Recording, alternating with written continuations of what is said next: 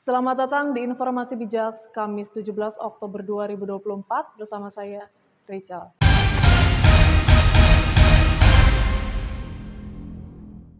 Persiapan Kabinet baru, calon Menteri Pemerintahan Prabowo Subianto dan Gibran Rakabuming Raka menerima pembekalan tentang geopolitik dan ekonomi dari pakar, termasuk dari luar negeri di kediaman Prabowo di Hambalang, Bogor pada Rabu 16 Oktober kemarin.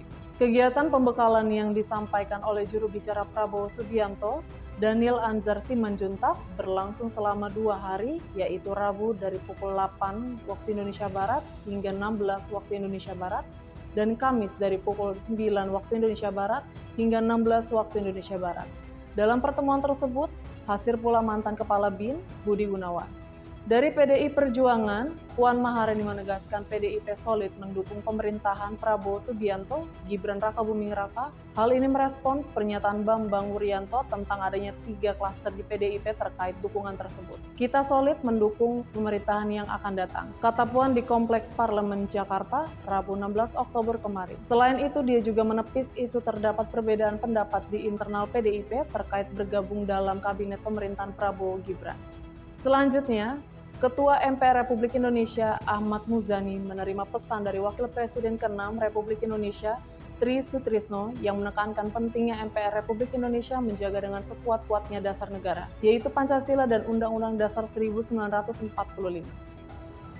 Seputar Pilkada 2024, calon Wakil Wali Kota Metro Lampung, Komaru Zaman, ditetapkan menjadi tersangka karena menggunakan fasilitas negara untuk berkampanye Pilkada 2024. Komaru terancam pidana 6 bulan penjara karena melanggar pasal 118 kompilasi Undang-Undang Republik Indonesia Nomor 8 Tahun 2015 tentang perubahan atas Undang-Undang Nomor 1 Tahun 2015.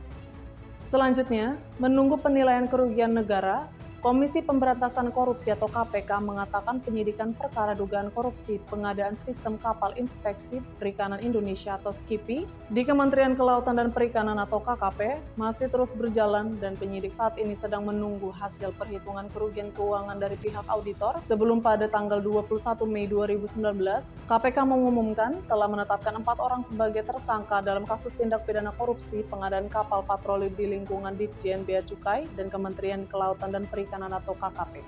Lanjutan kasus bullying di PPDS Undip, Polda Jateng akhirnya menaikkan status kasus dugaan perundungan atau bully di PPDS Anestesi Undip ke penyidikan. Meskipun demikian, polisi belum menetapkan tersangka pada kasus tersebut. Kabid Humas Polda Jawa Tengah Kombes Pol Artanto mengatakan terdapat beberapa persyaratan yang harus didalami penyidik untuk menetapkan tersangka. Sampai bertemu di informasi bijak berikutnya.